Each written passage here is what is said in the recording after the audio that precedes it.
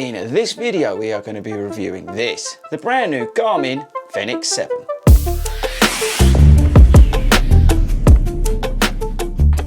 What is up everybody and welcome back to the channel. How are we all doing, people? Let me know in the comments and while you're down there, tell me, do you have a Garmin running watch? Which one is it? Is it a Garmin 35, 245, 735, Fenix 6, Fenix 7? Let me know in the comments if you don't have a Garmin. Why is that? Is there a specific reason? Maybe you've got a Coros, Polar. Which watch do you currently have? Let us know in the comments. Right, okay, so I wanted to give you a everyday runner sort of take on the brand new Fenix 7. So let's get stuck in. Right, so before we get into the video, here's the disclaimer, big disclaimer warning. I was sent this watch by the guys at Garmin. Thank you very much, Garmin, for sending this watch to me. But I'm not getting paid by Garmin for this watch, and my views, as always, are my own, and I can say anything I want, and I will. So stand by as I give you my honest opinion on this Fenix 7. Okay, guys, so here is the brand new Fenix 7 from Garmin, the sort of top end of the range running multi-sport GPS watch from Garmin. It is a magnificent piece of kit. I'm just going to put that straight out. I think it looks awesome, but it does also look very similar to my Garmin Fenix 6. Now, firstly, how this is going to work is I'm going to go through the sort of bits and bobs that are new.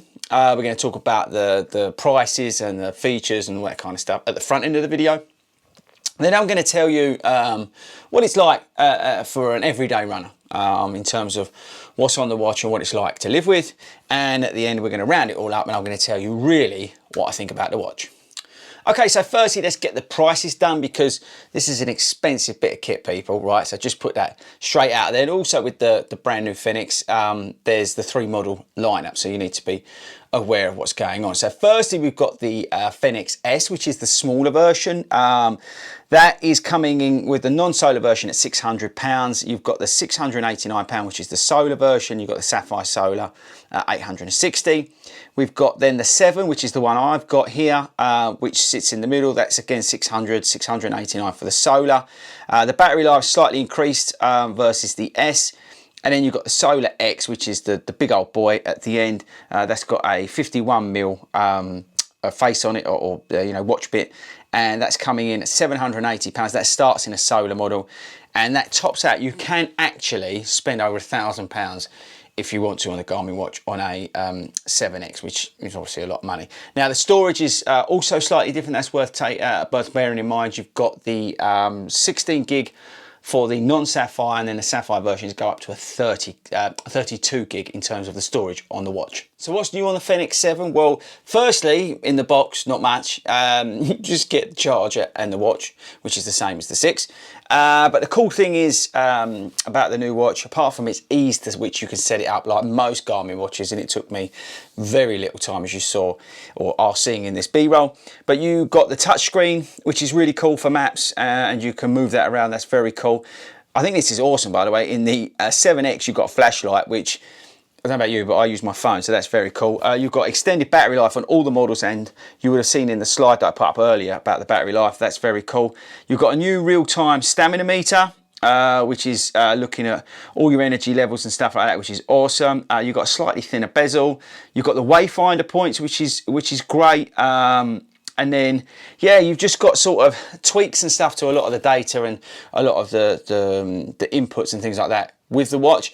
But I think the coolest thing is the way that you can sort of navigate the whole watch with regards to the touchscreen. Now, you can turn the touchscreen off. So, because one of my worries with the watch was, well, I've got the touchscreen. If I'm out running or I move the screen by accident, it's just going to start turning itself off and all this sort of stuff. It doesn't. You can switch it off while you're doing activities. The other cool thing about the watch is they've sort of, I don't know, they've given the start-stop button like shoulders. So I don't know about you, but like if you've got long coats on and things like that, you can rub against that and accidentally stop it and things like that. So they've given it sort of shoulders versus the 6. It won't come out in the camera, but it just gives it a little bit of protection to stop it instead of accidentally stopping the watch. In terms of overall quality, as you'd expect with the Fenix, it's on point. You can still change the straps on the watch. It does feel like a big old boy. If you look at the thing there. I mean, so I don't know, I haven't got my other watch with me in terms of the older 235 and the 735, but it is a big old bit of kit. You can really feel it when it's on your wrist, but if you're used to wearing a big watch like I am, then you're kind of used to it. But it is heavier than a lot of the other watches in the Garmin range, which I don't have a problem with. But the strap, it just feels like really good quality. And even, I say, the materials they've used around the bezel and all that kind of stuff, it just feels really rugged and really well put together. So this is the Sapphire Solar model, which has got the extended storage on it, 32 gigs. So like you can store your music on there. You don't really need to take your phone out with you. It's up to you, but you don't need to if you want to listen to your music. So that's all on there. But it's got pretty much everything that the 6 does, and all these, obviously, those sort of cool features that they've added to it. In particular, I think the battery life increase is always a positive for any watch. But it's just an awesome bit of kit. But the thing is, what is it like from an everyday runner's point of view? Well, here's the thing, right? This is an incredible piece of engineering. It is an awesome watch. It does everything you want from a running GPS watch. You've got virtual runs, you've got track runs, you've got multi-sport, you can do open swimming, you can do triathlons, you can do so much with this. The maps on this watch are unbelievable. The wayfinders, I love that. The fact that you can, where you make your map and you can, like, I don't know, you can like put like Morrison's, and you know you've got like 3 miles to Morrison's. Now for me, Morrison's is pretty much home, so that's a really important thing. You've got all the alerts on it. It's just, there's so much stuff on this watch. It is incredible. But here's the thing, I actually think for an everyday runner, you're not going to use half of it. And that's the thing with this watch, right? This watch, if you're an everyday runner, you don't need like the X and all that kind of stuff. This is going to cost you, for the Solar model, £689, which I think is just so much money. I paid 400 and something quid for this watch. I sold a couple of my other watches to basically pay for that. So it cost me roughly 200 quid, which is still a load of money. Now you can get a Garmin 245 for about that sort of money. I say that £200 mark, and that Garmin 245 for an everyday runner will do everything and more, especially if you get the one with music. But personally, I would recommend not, because it just chews up your battery.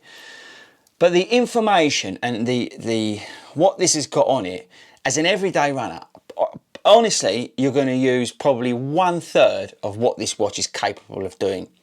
If you're some sort of hardcore runner, trail runner, you know, triathlete, I don't know, swimmer, open water swimmer and all that sort of stuff, then yeah, this is the way to go. But from an everyday runner's perspective, I don't think you need to be getting anything other really than like a 745 or a 245. Or, you know, even like the latest, I think it's the 55 now from Garmin. The stuff that Garmin offer on the sort of more value watches is incredible, and fair play to Garmin, the amount of stuff that they're putting on there, that for us everyday runners, you've got all the information you need. You know, you've got your how far you're running, how fast you're running, you've got alerts on there so you know when to fuel, you've got some form of navigation on a lot of the watches now, you've got memory storage on some of the watches. There's so much stuff on there already at those sort of lower price point watches that, can you justify the £689 on this? I'm going to talk about cars, so bear with me a second. But I like to think about these sort of things as car references, right? So, the Garmin Fenix 7 is like a Tesla Model X.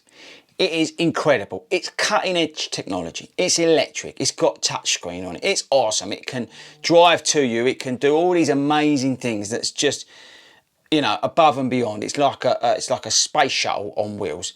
But it's 100 and something grand, right? Then you've got a Kia Sportage, right?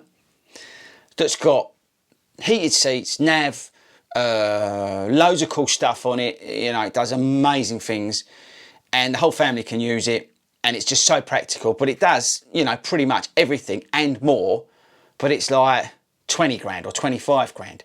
Can you see what I mean? So you've got like the 245 is like a family SUV from Kia, which has got loads and loads and loads and loads of stuff on it, which you know will do everything you want and more, and will be super comfortable. And you've got 7-year guarantee on it, so, well, warranty, so you're going to be sorted on that in terms of build quality.